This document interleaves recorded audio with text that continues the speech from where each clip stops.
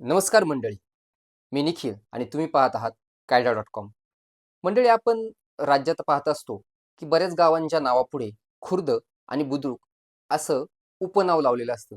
नक्की हे खुर्द आणि बुद्रुक का लावतात व ह्यामागचा नक्की इतिहास काय आहे, तो आपण या व्हिडिओच्या माध्यमातून जाणून घेणार आहोत. तर मग खुर्द आणि बुद्रुक हा काय प्रकार आहे?